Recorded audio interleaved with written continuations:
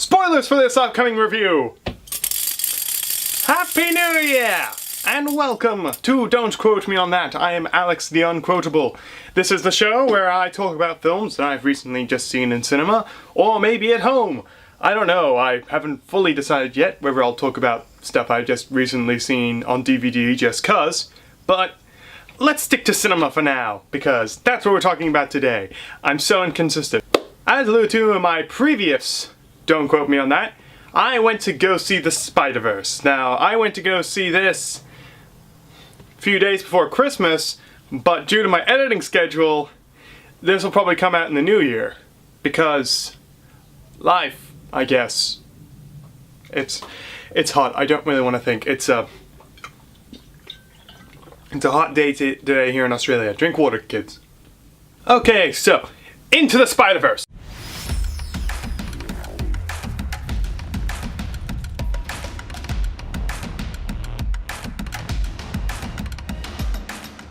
Sony's new Marvel catch-up that has a totally new look on Spider-Man since Venom.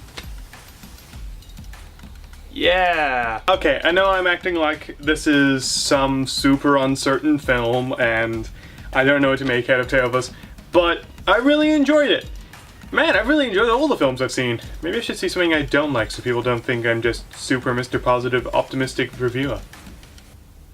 Nah. No, it was a good film. I actually surprisingly enjoyed it. So, Into Spider-Verse is about an alternate Spider-Man universe timeline than any of the others we've seen thus far. I'm just assuming it's the ultimate line from the comics. I'm sure many Marvel comic fans will disagree with me on that. I'm just guessing because I'm not a huge expert on all the stuff that's happened in the comics recently. Within like the past 5 to 7 years. So yes, the story starts off in the ultimate universe, the alternate universe. So try saying that 5 times really fast. Alternate. Done. Starts off in a universe with Spider-Man, swinging around saving the day, dealing with trouble. He's married to Mary Jane, he's a grad student, he's got blonde hair, for some reason. But the film mostly focuses on this kid, Miles Morales, who is son of a cop and a nurse who lives in Brooklyn, but is going to some big fancy school called the Visions Academy. Due to not only his smarts, but because he won some kind of lottery pool in order to attend. And he isn't loving it. He has some, I don't know, he seems like he's fairly good with his family. I mean, it's actually kind of refreshing to have a character who's actually pretty decent with his family to begin with. They're not just, totally estranged from them, or they're all dead, like we've seen in all the Marvel movies. I don't know, almost all the Marvel characters except for Black Panther have had either dead or estranged parents. I mean, I guess Black Panther becomes estranged with his dead parent, so 2 birds with 1 stone. Well done, Marvel. Basically, Miles goes to a high school, and he's having a rough time. So his uncle, who his father does not approve of, takes him down to the sewers to do some graffiti art, and Miles gets bitten by a spider. He starts developing Spidey powers, and goes down underground and finds out that Kingpin, the big guy from the Daredevil Netflix series, but this time even bigger, has built a super collider underground and is basically using it to try and create pathways to other worlds. In the process, this world's Spider-Man dies trying to shut off the super collider, because if Kingpin turns it on, it could destroy all of reality as we know it. But as a result of Spidey being exposed to the time stream, and after his death, Miles is basically told by him to finish the job for him. He has a bit of a Ben Parker moment of, go ahead kid, take this USB, destroy the super collider. And then Kingpin smashes his chest in. So then Miles tries to become Spider-Man, but rather than becoming his own flavor of Spider-Person, he's just trying to be Peter Parker. And Peter Parker is revealed to be Spider-Man, New York is very sad, Mary Jane is very sad, May is very sad. It's all very sad. And then while visiting Peter's grave, Miles runs into another Peter. Yes, this one's from an alternate universe. I'm guessing he's from the mainline comics. He's about 2 years older than the Peter that was in this world. He's divorced with Mary Jane. He's got brown hair. He's a bit chubby around the middle. Overall, he's just kind of sad and a little bit depressive. But he's still Spider-Man. Still kicking, I guess. Anyway, so Miles wants to help this Peter out to get back to his universe, destroy the Super Collider, and so they go off to try and do so. After stealing some hardware with some information to shut down the Super Collider and escaping this world's version of Doc Ock, who is a woman, which is awesome, they run into Spider-Gwen, or Spider-Woman, or Ghost Spider, or whatever her current name is. I don't know, she's got like 5 of these. Anyway, it's Gwen Stacy from another alternate universe where she's the only spider person and her best friend Peter died and her father, the police captain, is saved by her, but she also got sucked here because of what happened with the Super Collider and she also wants to go home. So they go to Aunt May's where this world Spider-Man essentially has a spider cave. I don't know, it has like a spider buggy, a spider bike, a spider jet, weights, a Spidey pewter, as well as 3 other people with Spidey powers from other universes, including Spider-Man Noir, one of my favorite Spider-Man characters, Penny Parker, and Spider-Bot from the anime-esque universe, and Spider-Ham, the Looney Tunes embodiment of a superhero since Howard the Duck, and Gwenpool.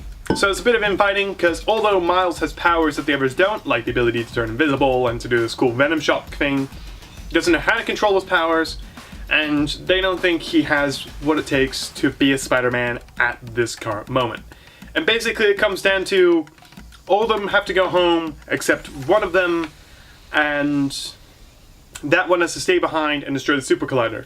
And whoever stays behind will disintegrate, because anyone who stays within the wrong universe for too long, their atoms just don't like it and they start to break down. Miles goes back to the Spidey cave. He dons a new suit. He does some cool, awesome action sequence stuff, and then he's off to the final battle. And what a final battle it is. It was like Doctor Strange inside of a giant tunnel with a laser beam traveling through it. Climax was awesome. Everyone got to go home. Miles saves the day and becomes this universe's new Spider-Man, and everything works out. Until sequel? Characters were pretty good. I really liked Miles. I don't know, I was an awkward high school nerd. I kind of still am an awkward nerd. Hashtag relatable, I guess. But yeah, Miles was likable. I really liked him. I liked his struggle. I liked that he actually had a fairly good relationship with his parents. I like that he didn't have as strong a relationship with his father, but his father was still there trying to build the relationship. His father's a police officer, his uncle's kind of a criminal, and basically Miles loves street art, but since his dad's a cop, he can't fully support it, but his uncle isn't a cop, so he can. But his father's just pushing him to be the best of himself because he doesn't want him to end up like his uncle, and I don't know, there's a bit of a relationship there. It kind of feels like instead of this kid being excited to go off to like a boarding school, he's being forced to so he can become better, but he just wants to do art.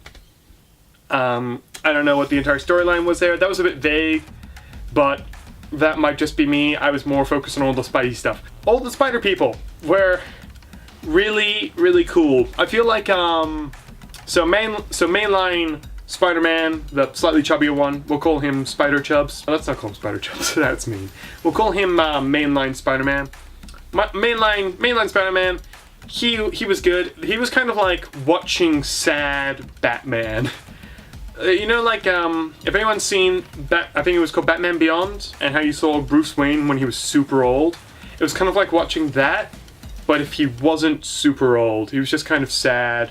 He needed to make some better life choices, and he does in the end. But it's kind of good seeing him as a reluctant mentor, because he explains that the whole reason he broke up with Mary Jane was because she wanted kids and he wasn't ready for that. And by meeting Miles and Gwen, and basically mentoring Miles, he realizes that maybe he is more ready than he initially realized, which I thought was good. That's a real struggle in many relationships and many marriages. And I thought it was good that they were able to touch on something like that, but not only touch on it, but also resolve it. And I thought that was good. Gwen Stacy, always a plus. I kind of wish they went a bit more into her character, but I have no complaints. She was still a good female Spider-Man. It was good to see her running around, doing stuff. As for the other three Spider people, they weren't as developed as Miles, Peter, and Gwen, but they were all still pretty gosh darn cool. They're I don't know. Like for instance, I found Penny a lot more engaging than the other two. You got a lot more emotion out of Penny. A lot more sadness. You'll see why we're watching the film, but you understood a lot more about her. But you understood basically that all these people were essentially the variations of the one. There's a scene in the movie where Miles' uncle dies. It's very much a Ben Parker moment. He basically tells Miles to be better, and all the Spider people essentially congregated around him and each told him about the losses that they experienced. For Peter, it was his uncle. For Gwen, it was her version of Peter, who was her best friend. For Penny, it was her father. For Spider-Noir, it was, I think he said it was the love of his life. Spider-Ham then just says, and it was very odd to see a cartoon character basically say, it's not about, the hardest part about the job is the people that you can't save, because you can't save everyone. And I found that was deep, especially for Sony Animation. And the villains were good. I like seeing some variations on some of the classical Spider-Man villains. I like seeing the other Spider people fighting their versions, like Gwen kicking down the lizard, and both Peter and Gwen having to deal with their versions of Doc Ock, and then this version of Doc Ock, who's a woman with like cool inflatable tube arms rather than just the metallic ones. And she seemed a lot more stable than, say, the Tobey Maguire Doc Ock, who was, he had a multi-personality disorder with the arms, telling him to do things and him deciding not to. But she was still crazy in a good way.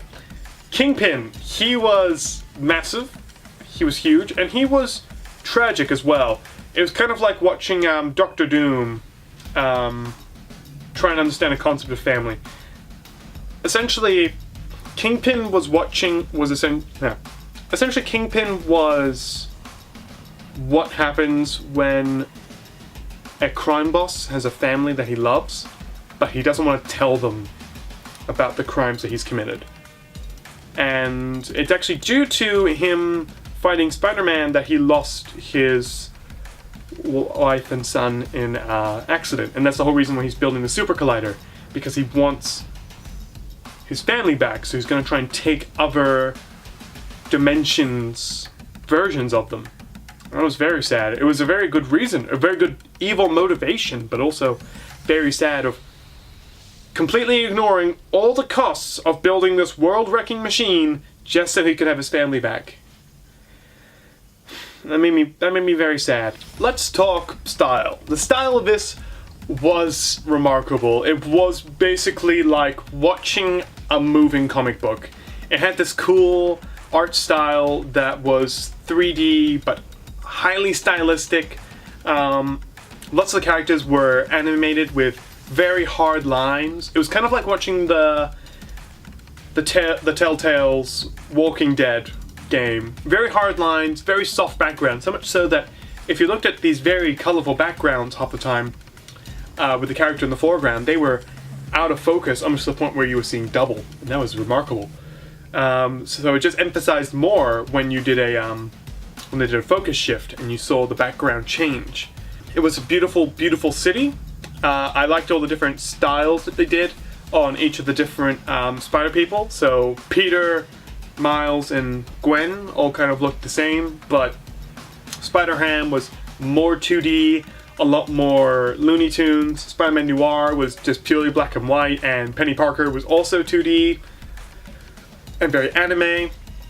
Spider-Bot was 3D, but yeah, it was really cool to see the styles that they were running with, and they did all the cool comic panels. They did the sound effects for whenever they hit something. There's a scene that my sister loved because I went to go see it with her and my other sister, where Peter Parker basically steals a bagel, he throws it at a guy, and when it hits him in the face, it just says bagel. So yeah, it had those classic whack, thump, splat sound effects kind of appear every so often, and those were cool. And the impacts of the styles, they felt so much bigger because of this. I mean, when Kingpin goes and kills Miles, the Ultimate Universe Spider-Man, the blonde one, he lunges down. That scared me and everyone in the audience because it was just so big. In his lunge, it looked like he was actually coming out of the screen to crush you. It was scary. Also kind of cool. I really enjoyed that. The style was beautiful. It was like nothing I've ever seen before. I hope to see a lot more of this kind of style, this kind of comic book style, because if they're going to do these little offshoots about other sections of the comic book stories, I think this would be the way to go. I would really enjoy seeing Miss Marvel, or Squirrel Girl, or Gwenpool in this style, because this style was remarkable and I really liked it. Okay, so story. Story was interesting, but a little bit inconsistent, mostly due to the hopping of dimensions thing. I think it did a really good job of clarifying the whole multiple dimensions thing, because I know that's a big turn-off for lots of people who are interested in comics but haven't read any. But I think this did a really good job of explaining all the multiple universes, the multiple variations, and how that works. And I think they did a really good job of that and explaining that. But besides that, it got a little bit inconsistent with the arrival of some of these characters. Basically, it is explained in the film that when the machine's turned on, you basically expose a person's DNA to it, and then it tracks and locates and then brings forth those people from other universes that have the same genetic code. So when Miles' Spider-Man, Ultimate Spider-Man, is exposed to the machine, that calls forth the other Spider people to come into his universe. The thing is, though, Gwen appears the day before Spider-Man is exposed to the machine, which means how'd she get there, while Peter Parker mainline appears the day after this, which would make more sense because he finds out that in this universe he was dead and blonde and still married to MJ. But besides that, the story was good. It was very much a sort of a Karate Kid movie, but with spider people. You know, train up the new kid, make sure he feels good, get him to a good level so he can Venom Shock and turn invisible, as well as web sling and do all the stuff he should. I liked this film. I thought it was a great standalone film. That being said, though, I kind of want to see the other spider people, because there are other spider people that I like that I want to see. Like, I want to see Spider Raptor and Slinger from the Western comics, and Spider Knight, Blood Spider. Those guys are all really cool, and I want to see them. That being said, though, if they did a sequel, I don't think they could go down the route of the Spider-Verse comics, because that involves dimension-hopping vampires. I feel like I've just lost half my audience by saying that. Here's the thing, it's not going to please everyone, but it might please a lot of people. For lots of people, it might just be a one-time watch of, okay, I'm glad I saw that. For a lot of other people, it's going to be something that they watch multiple times. I know I will, but it'll probably be long spans of time between watching this. This isn't a like a yearly film watch. I might watch this like every 2 or 3 years, or whenever I just, glance over the DVD in the cupboard. Oh, I haven't seen that in a while. So what's my rating for this? Probably, a better way to say it, 6 Spidey people out of 10 Spidey people. That's probably my rating that I'd give this. So, I hope you all enjoyed. Like and subscribe to the Unquotables for more Don't Quote Me on That and for more of our videos. Hope you're all enjoying your new year. And I will see you soon. Hopefully with either something more to do with superheroes, I think.